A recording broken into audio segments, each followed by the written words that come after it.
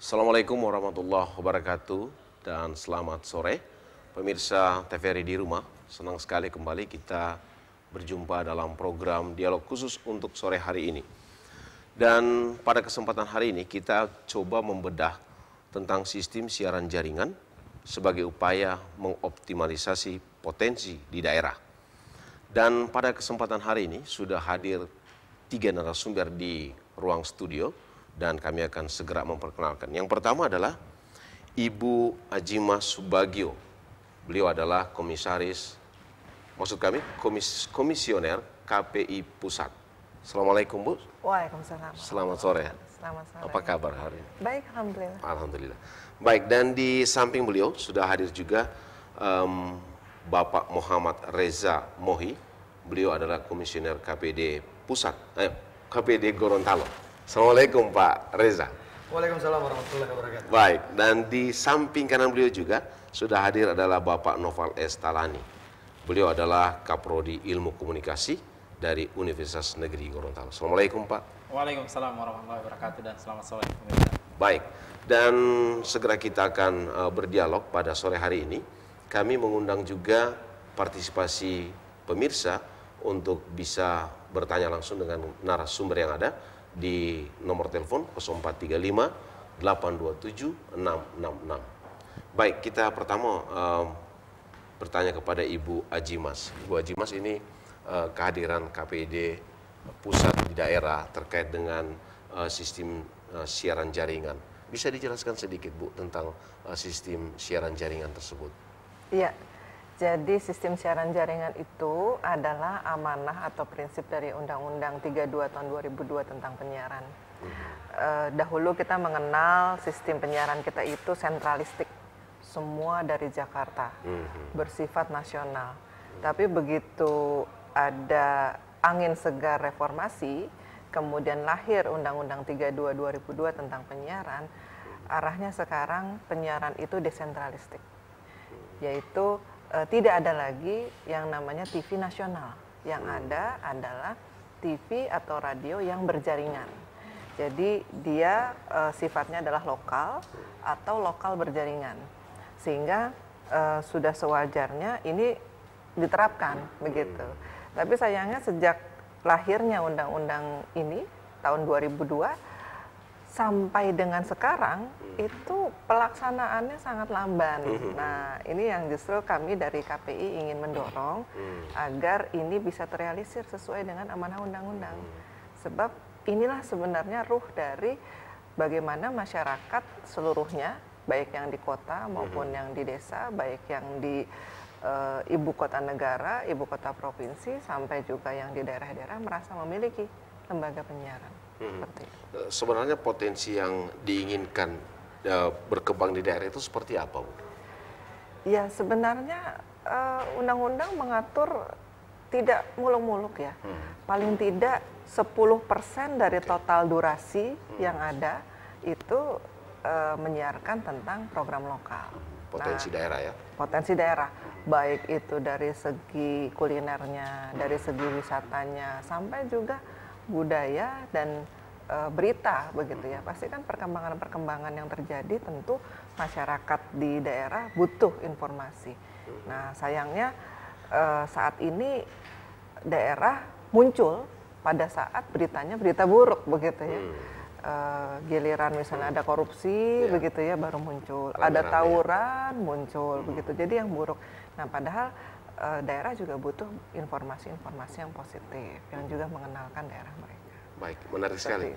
Bung Reza, ini tentunya KPD yang ada di daerah dituntut untuk memaksimalkan, ya, seperti itu. Kira-kira faktor apa sih sehingga TV lokal dalam tanda kutip ini tidak memanfaatkan dengan benar potensi yang sudah diberikan ini? Faktornya, Iya, betul yang sekali. paling penting adalah keinginan sebenarnya.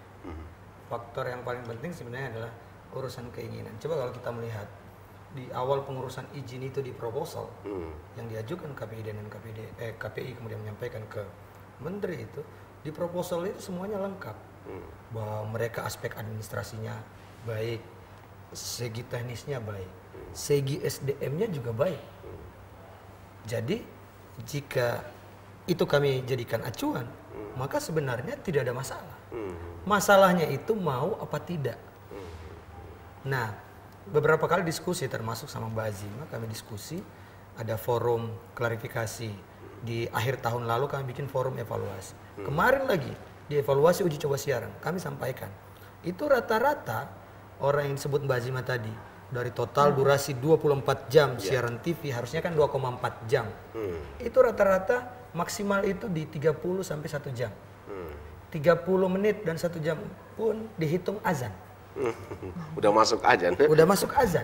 Masuk iklannya juga. Iya, enggak, maksudnya azannya dihitung. Iya, betul. Iya kan? Jadi saya nggak ada masalah itu, cuman saya bilang bahwa ini kewajiban. Bukan KPI yang meminta-minta, bahwa amanah undang-undang lah yang meminta seperti itu. Dan itu di awal ketika presentasi, evaluasi, dengar pendapat. Di KPID itu orang mau mengajukan ingin mendirikan TV, ada yang disebut dengan evaluasi dengar pendapat. Betul. Di situ dijanjikan kami siap, kami berkomitmen. Tapi begitu pelaksanaan itu aneh gitu. Nah di Gorontalo kemarin kami di Rakornas itu sudah menyatakan akan ada sanksi. Baik. Kita mulai ada diskusi soal sanksi. Sanksinya mungkin akan agak berat ini karena akan bicara soal denda ya Bu. Kita akan bicara seperti itu. Karena apa? Saya kemarin bilang bahwa Gorontalo is Indonesia. Gitu. Bukan cuma Jakarta is Indonesia, tapi Gorontalo juga Indonesia. Kenapa lebih banyak berita tentang Bundaran HI daripada Bundaran Gorontalo Indah? Ya, betul. Gitu. Saya pikir ini yang kami sedang mengkonsolidasi dan juga sedang meminta dengan tegas pada lembaga penyiaran untuk segera melaksanakan itu. Ada yang cuma karena mau UCS 3 hari, ada siarannya. Betul. Setelah selesai UCS, 4 hari kemudian diketuk-ketuk, studionya udah nggak ada orang. Menarik ini. Tentunya semua harus bersumber pada sumber daya manusia. Betul. Kesiapannya termasuk sumber daya manusia. Pak Noval, ini tentunya sebagai orang yang mencoba untuk produk sumber daya manusia, khusus di lokal, Anda melihat seperti apa dengan menjawab tantangan yang sudah hadir di pertelevisian di Gorontalo? Apakah universitas atau dunia universitas siap untuk itu, mencoba menghadirkan atau melahirkan orang-orang yang potensi yang diinginkan oleh media? Iya, ini sangat menarik ya, apa yang dikemukakan oleh Ibu Azima tadi, bahwa dulunya kita sentralistik dalam hal informasi, selalu terpusat di Jakarta. Tapi begitu diberi ruang untuk penyiaran berjaringan, kata Bu Azima itu kurang dimanfaatkan. Betul. Nah, inilah yang menjadi tantangan bahwa distribusi pesan itu harus optimal dan maksimal. Bagaimana mungkin ketika kata Pak Reza, yang dilihat itu hanya bundaran HI. Betul. Sedangkan kita punya bundaran HI juga, tapi Hulondalo Indah. Nah, disinilah yang menjadi tantangan bagi kami di perguruan tinggi, bagaimana bisa menghasilkan SDM yang peka terhadap hal ini. Betul. Nah, dan kami siap ketika akan diajak bekerja sama untuk memproduksi konten lokal, kami siap. Tetapi dengan catatan, benar tidak ini konten lokalnya mau ditampilkan atau tidak? Jangan sampai hanya menjadi konten arsip. Betul. Ya, Menarik juga. jadi konten arsip. Ketika mau ada evaluasi atau misalnya lihat lagi ininya, baru itu dikeluarin. Nah, ini kan yang jadi bagaimana ya? Kalau misalnya kita di satu sisi memiliki regulasi yang cukup memadai, tapi di sisi yang lain pelaksana regulasi ini dalam hal ini lembaga penyiaran itu tidak melaksanakannya dengan baik. Nah, jangan sampai kata Bu Azima tadi ini benar. Kita ini hanya disuguhkan dengan kekerasan dan kekerasan. Indonesia tidak terlepas dari kekerasan. Makanya jangan salahkan, ada istilah kekerasan simbolik. Kekerasan yang ditampilkan melalui konten-konten media. Dan ini sangat berdampak. Jujur saja di dalam komunikasi itu sangat berdampak. Karena ada efek media. Jadi efeknya apa? Memberi pengetahuan. Itu fungsi media kan? Ya. Mengedukasi. Nah, kalau diedukasi dengan kekerasan bagaimana? Betul. Nah, sehingga itulah dibutuhkan bagaimana konten-konten lokal itu hadir untuk mewarnai hasanah konten yang ada di dalam lembaga penyiaran. Ya, ini Ibu terkait dengan beberapa pengalaman di daerah. Mungkin ini perlu disegarkan. Ada pengalaman-pengalaman daerah lain yang bisa hidup, ya kan? Televisi maupun radio bisa hidup. Nah, kira-kira seberapa penting kehadiran konten lokal untuk televisi-televisi lokal sehingga ada dorongan begitu pentingnya ke arah situ, Bu? Iya. Jadi sangat penting sekali ini ya Pak ya, karena kita sekarang sedang memasuki era globalisasi, ada MEA ya, masyarakat ekonomi ASEAN, kemudian dunia semakin ketat persaingannya ya. Nah, pada saatnya nanti tidak menutup kemungkinan bahwa lembaga penyiaran itu bisa asing. Nah, kalau kita tidak siapkan dari sekarang tentang konten-konten lokal ini, SDM lokal, itu bisa jadi nanti penyiaran asing itu yang lebih diminati. Contoh kasus sekarang ya, kalau di Jakarta misalnya, orang itu sudah malas nonton TV free to air, sudah malas nonton TV yang biasa, nontonnya senangnya yang dari asing, begitu ya, channel-channel dari asing seperti itu. Sehingga kalau ini dibiarkan terus, akibatnya apa? Akibatnya pada saatnya nanti TV asing itu yang datang langsung ke Indonesia, habislah kita hanya jadi pasar. Nah, bedanya apabila kita kemudian mendorong hadirnya konten lokal dengan SDM lokal, begitu ya, dengan potensi sumber daya lokal yang kita angkat, nanti masyarakatlah yang akan menjaga lembaga penyiaran tersebut. Ya, saya selalu bilang misalnya di berbagai kesempatan, kenapa Bapak masih senang nonton TV itu, gitu ya? Oh, karena anak saya kerja di sana. Oh, karena betul, karena suami saya jadi host misalnya kan seperti itu ya. Oh, karena om saya jadi kameramen seperti itu. Jadi ada ikatan emosional. Nah, inilah yang kami selalu dorong kepada lembaga penyiaran, terutama yang dari Jakarta itu, yang induknya dari Jakarta, bahwa memproduksi konten lokal itu adalah investasi masa depan. Bukan beban, bukan buang uang ke laut, begitu. Tapi investasi masa depan. Ini yang kami gugah, begitu. Oke, kelihatannya kita atau mereka ini rugi di awal.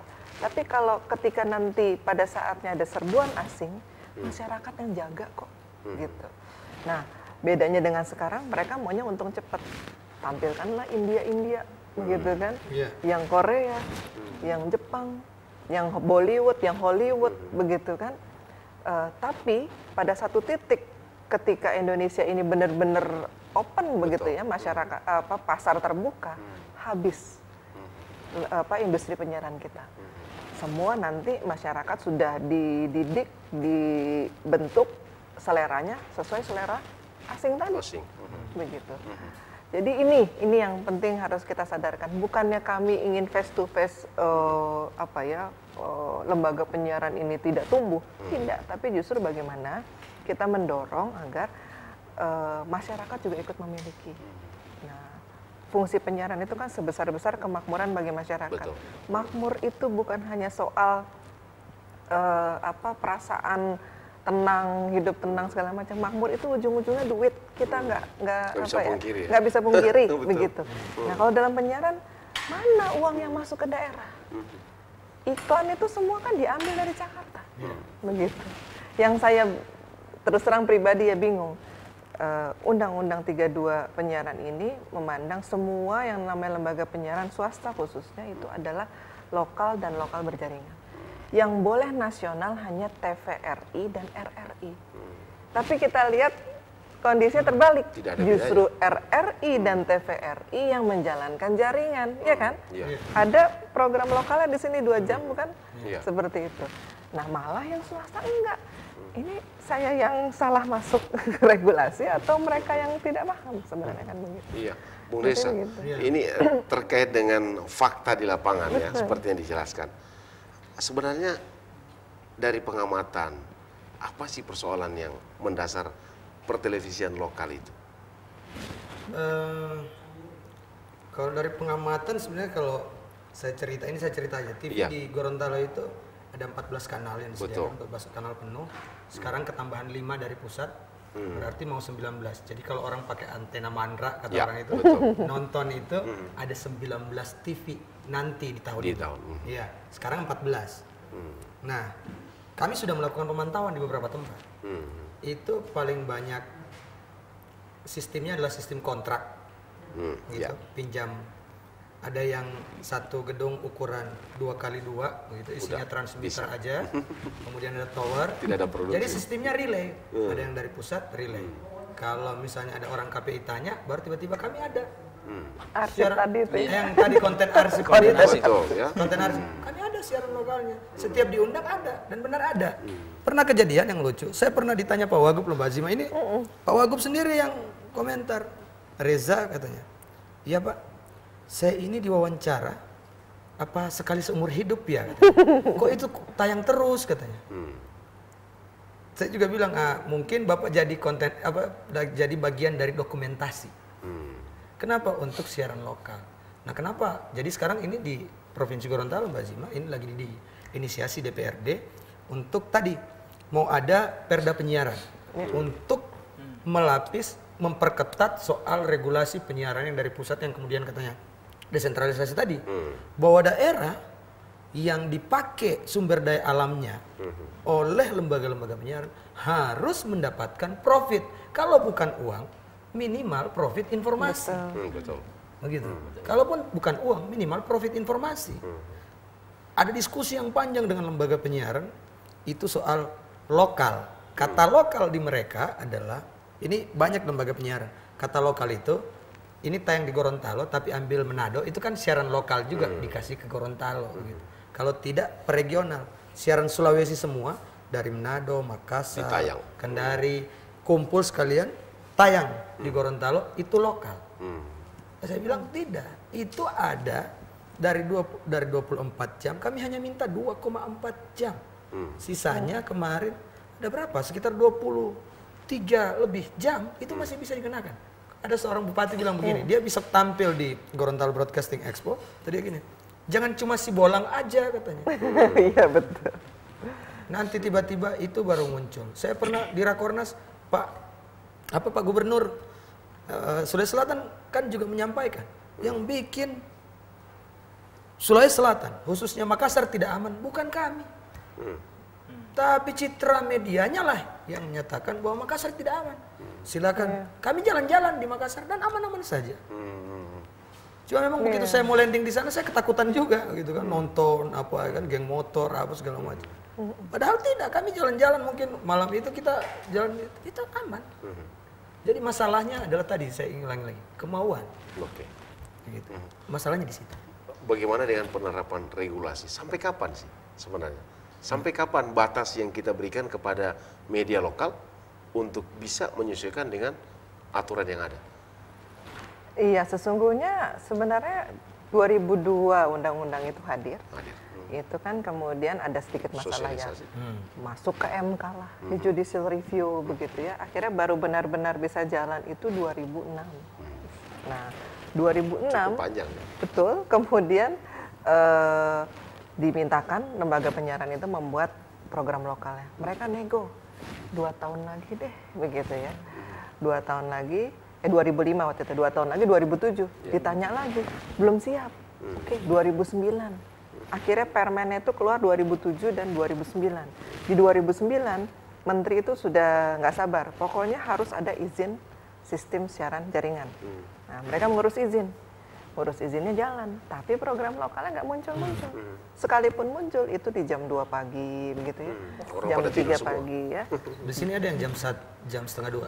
setengah 2 seperti itu gitu. Di jam-jam yang memang orang tidak menonton. Nah ini kan bermasalah. Iya. Nah oleh karena itu KPI pada Rakornas 2013 kita mencanangkan kita kasih waktu deh 1 tahun Lagi. ke depan 1 tahun lagi. untuk mempersiapkan. 2014 kita evaluasi, ternyata rata-rata tadi 30 menit, begitu. Nah di 2015 ini kita akan terapkan sanksi yang lebih ketat.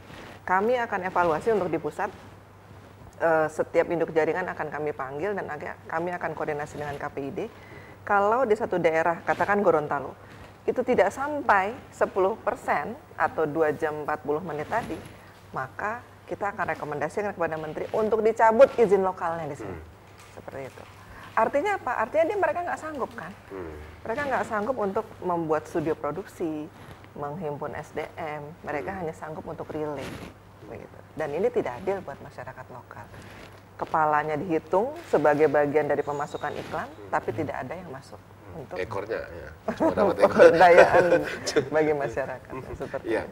Pak Noval, ini tentunya sebagai akademisi juga bisa sebagai pengamat media. Sebenarnya kesiapan sumber daya universitas sudah siap ya. Tapi bagaimana dengan media itu sendiri? Adakah komunikasi yang dilakukan dengan media oleh pihak universitas itu sendiri untuk mencoba membangkitkan potensi lokal itu sendiri? Ya, kalau secara spesifik nampaknya ya baru 1-2 di ininya. Tapi kalau misalnya kami dibutuhkan untuk itu, kami siap, gitu ya. Ketika TVRI mau minta bantuan, oke, kami siap untuk memproduksi itu.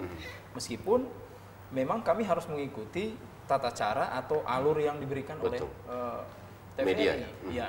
Tapi ada satu ya menarik, saya teringat itu di dalam satu penelitian. Peneliti itu mengkritik apa pentingnya bagi daerah untuk menonton azan yang ada di Jakarta. Bayangin. Di dalam Apalagi bulan Ramadan ya. Apalagi bulan Ramadan. Bisa salah. apa fungsinya gitu. Kepanjangan puasanya. Kenapa bukan di daerah lokal itu yang ditampilkan azannya? Di sini sudah sholat isya, tapi yang ditampilkan adalah azan maghrib. Betul. Nah, ini kan menjadi sebuah pertanyaan. Apakah kita hanya disuguhkan bahwa Indonesia itu hanya Jakarta atau hanya Indonesia Barat? Di mana Indonesia Tengah gitu? Karena kita berada di wilayah tengah.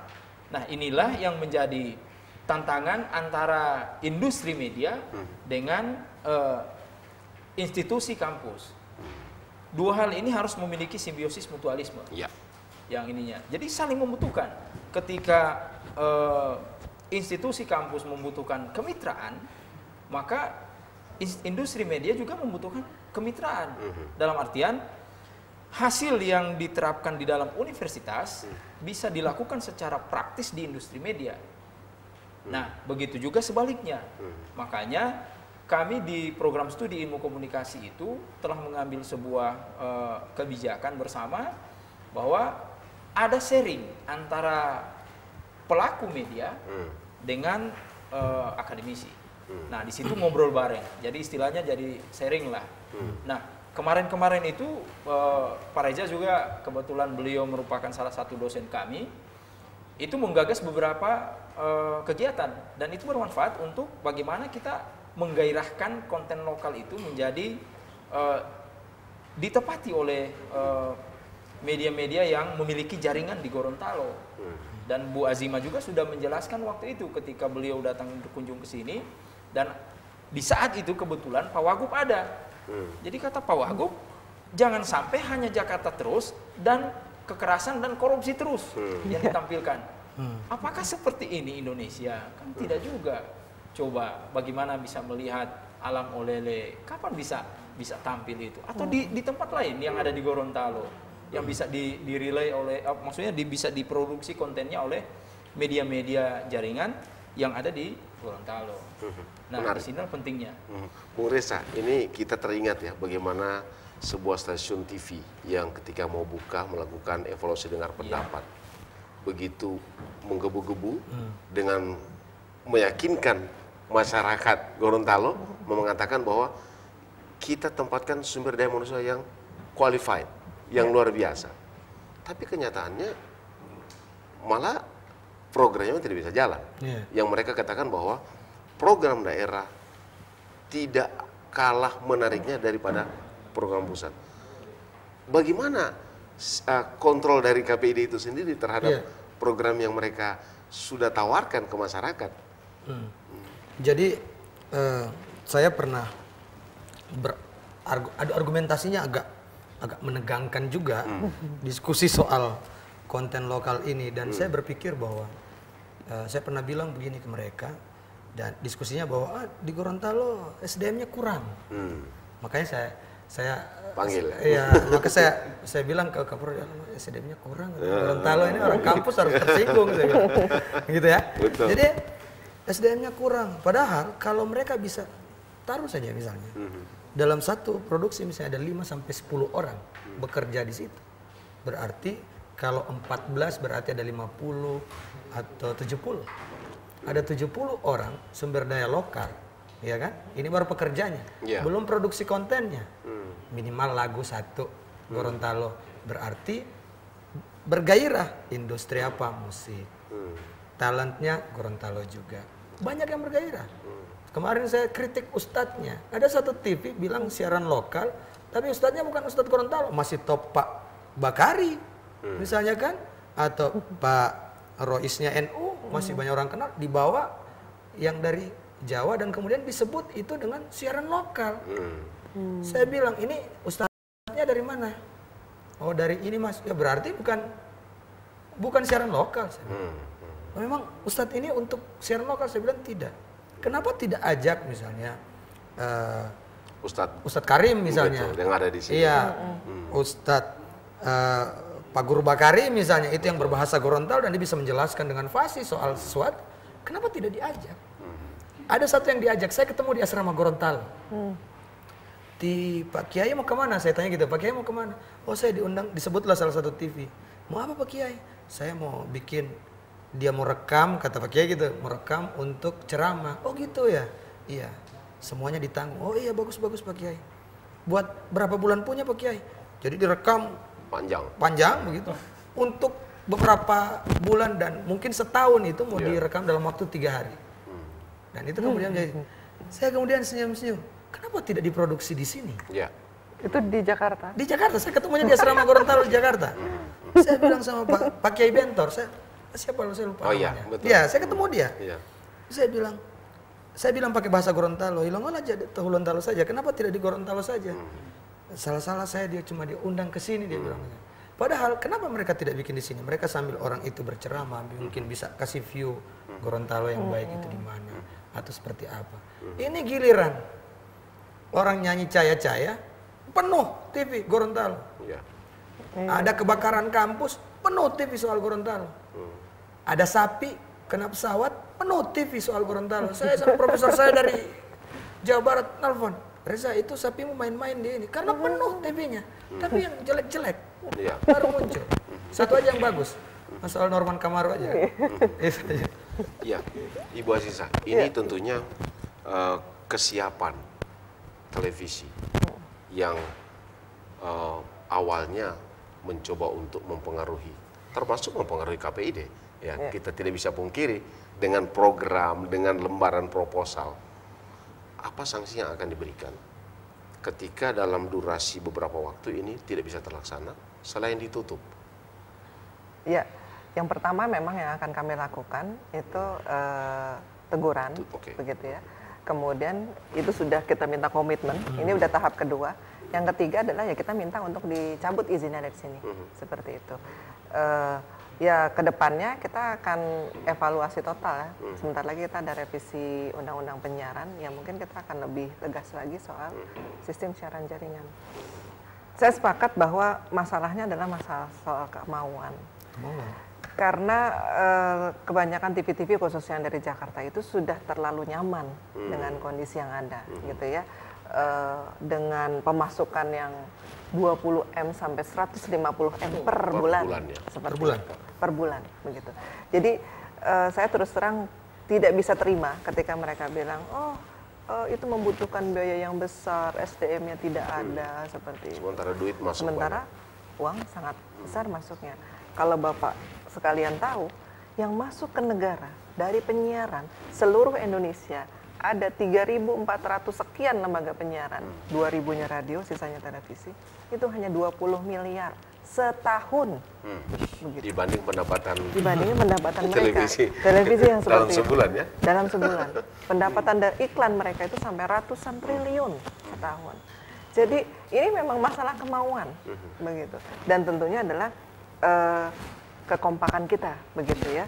saya mendukung sekali apabila kemudian bersinergi dengan DPRD, dengan kampus, dengan pemerintah provinsi untuk membuat perda, menguatkan.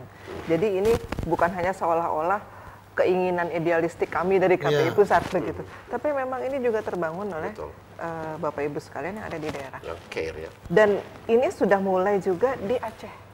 Saya kemarin baru pulang dari Aceh, dari Sabang, dan saya gembira mendengar di sana konon tentang penyiaran akan mulai dibahas lagi dan arahnya kepada bagaimana kearifan lokal di sana itu diatur dan bisa diterapkan seperti itu. Dan mudah-mudahan Gorontalo yang Serambi Madinah. Nah, itu harus yang nomor 2 paling tidak begitu ya. Dari Mekah ke Madinah. Dari Mekah ke Madinah. Iya, Bung Reza, ini menarik sekali bicara tentang pertelevisian yang dalam tanda kutip mereka kuat dalam sisi finansial, tapi di daerah tidak mampu. Adakah sebuah riset kecil-kecilan lah terkait dengan keinginan masyarakat untuk menonton produk lokal sendiri? Iya.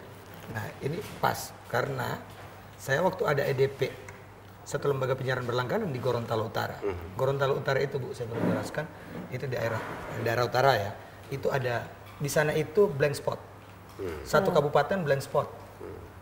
Enggak, termasuk TVRI enggak ada di sana.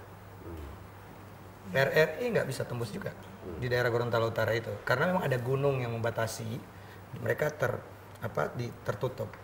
Jadi mereka nanya gini, ini masyarakatnya yang nanya, Pak KPID katanya, saya mau protes, kenapa di televisi kami tidak ada siaran Gorontalo? Kenapa semua Barat? Dan anak saya itu nonton terus film itu. Saya sampai bilang, saya juga harus menyurati ini ke semua lembaga penyiaran, itu daerah blank spot begitu. Padahal satu area misalnya izin itu diberikan untuk satu area termasuk satu provinsi misalnya kan. Di daerah Gorontalo Utara itu protes masyarakatnya, bukan masyarakatnya semua di EDP itu mereka protes. Kami juga butuh, Pak. Kalau dulu kami nonton di TV ada pengajian. Ada pengajian kan di TV dulu dan mereka nonton rame-rame. Kenapa sekarang tidak ada? Saya nggak tahu itu program TVRI zaman kapan gitu ya, orang-orang nonton pengajian. Minimal Pak, dibikinlah di kabupaten kami. Tadarusan, ya, atau tadarusan live gitu. Saya kan? sedang mendorong beberapa production house di daerah, ada 2-3 di sini, untuk bekerja sama dengan lembaga penyiaran berlangganannya. Jadi mereka produksi, kemudian diberikan ke lembaga penyiaran berlangganan, karena dari sisi daerah, area, mau kuat seperti apapun, daerah itu tidak akan kejangkau, begitu. Dan di daerah sana itu juga tidak menarik dari sisi swasta karena dianggap penduduknya tidak terlalu banyak untuk dijangkau dengan lembaga penyiaran TV, begitu. Jadi salah satunya cara adalah tinggal meminta lembaga penyiaran in-house production untuk masuk ke lembaga penyiaran berlangganan. Dan ini sedang kami dampingi kerjasamanya dengan lembaga-lembaga penyiaran berlangganan di sana. Itu diprotes warganya loh. Tapi itu memungkinkan kalau lewat aturan ya? Memungkinkan kalau... Tahan dulu Bung Reza. Ya. Baik pemirsa, kita reda sejenak dan kita ikuti pesan-pesan berikut ini.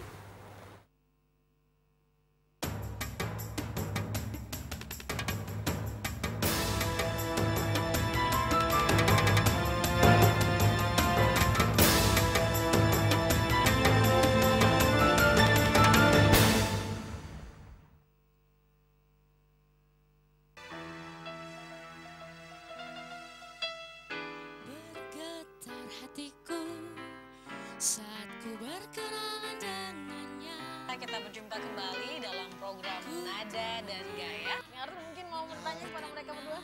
Saya pikir saya tidak mau bertanya lagi, tapi saya mau mengacungkan jempol. Karena apa? Tidak mudah menyanyi diiringi komposisi piano. Itu memerlukan kemampuan.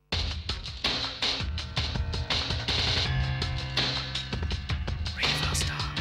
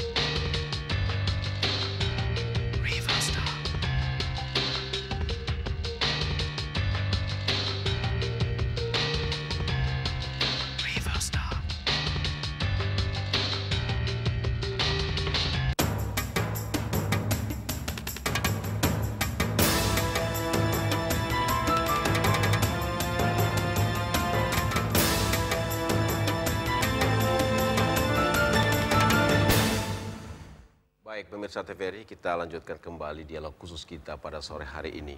Dan masih terkait dengan bagaimana sistem jaringan yang ada di daerah. Tentunya kita akan mencoba, ya baik, sebelumnya kita akan menerima penelpon dulu.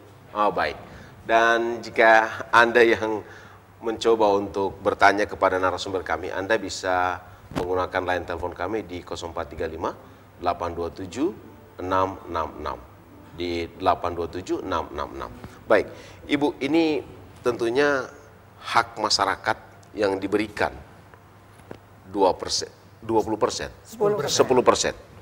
Ini ketika tidak termenuhi, berarti hak masyarakat terabaikan. Masyarakat mengadunya kemana sebenarnya, Bu? Ya, mengadunya bisa langsung ke KPI, KPD, oke. ke Kementerian Kominfo, bisa juga ke DPR sesungguhnya. Karena memang regulasi ini kan yang buat DPR, seperti itu.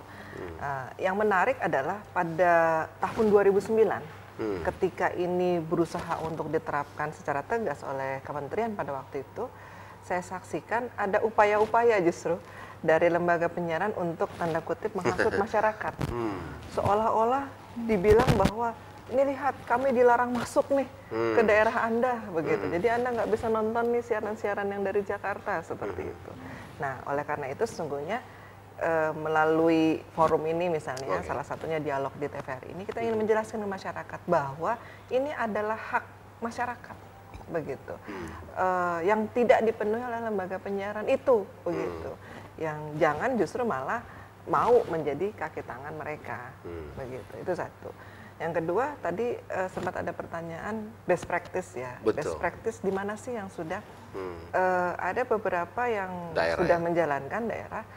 Misalnya kalau di Aceh itu ada namanya halakoh maghrib. Jadi setiap ba'da maghrib setelah sholat maghrib itu ada halakoh dari Masjid Baitur Rahim. Itu kemudian disiarkan seluruh Aceh. Nah, tapi sayangnya itu oleh radio baru, TV-nya belum. Nah, ini yang sedang didorong melalui konun tadi. Jadi semua radio di Aceh itu menyiarkan halakoh maghrib itu, dan kemudian RRI merelay langsung. Jadi seluruh Aceh itu pada saat yang sama mendengarkan halakoh maghrib itu. Jadi bukan hanya azan 5 waktu setempat, tapi ada halakoh maghrib itu. Nah, kalau di Bali itu ada namanya Puja Trisandia. Nah, ini para pedandanya ya, seperti kayak MUI-nya begitu ya, PHDI-nya itu bahkan membuat semacam juklak atau pedoman bagaimana tayangan dari Puja Trisandia ini disiarkan. Jadi Puja Trisandia itu seperti kalau kita azan kali ya, kalau mereka itu ada di 3 waktu, jam 6 pagi, jam 12 siang, jam 6 sore. Dan mereka buat pedomannya. Nah, ini juga sebenarnya bisa tuh kalau misalnya di kita di Gorontalo ini begitu membuat aturan-aturan itu di perdanya atau melibatkan MUI juga. Seperti itu. Ya. Iya. Bung Reza, ini terkait dengan kondisi pertelevisian daerah. Meskipun itu adalah mereknya adalah televisi nasional. Televisi mana sih yang paling siap dengan durasi 10% yang diberikan selama 24 jam? Bagi saya ada beberapa televisi, cuma kalau misalnya saya sebutkan kan nyebut merek juga nggak enak kan gitu ya. Ada juga televisi yang siap. Ada, artinya ada ya? Lebih dari 2,4 jam. Oke. Dan mereka karena memang siap SDM-nya, tempatnya juga siap. Gitu. Yang TV-TV berjaringan ya. Kalau TV lokal juga ada TV-TV lokal yang lagi berjuang juga mereka udah siap. Cuman itu tadi bahwa pemikiran kami sedang mendiskusikan Bu untuk persoalan waktu. Karena kemarin ini diskusi di EUCS ini agak tegang juga karena masalahnya mereka bilang gini, ada alasan setelah maghrib itu prime time. Ya oke, prime time ya. Maka kami mendiskusikan beginilah. Kami mendesak 2,4 jam itu pada waktu tertentu tapi jangan waktu hantu.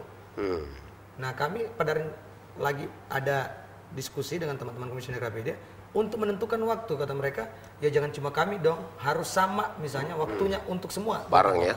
Jadi kami sedang memikirkan untuk sama misalnya di jam 10 pagi misalnya. Kita lagi mendiskusikan ini jamnya disamakan semua lembaga penyiaran yang ada di Gorontalo untuk masuk. Begitu.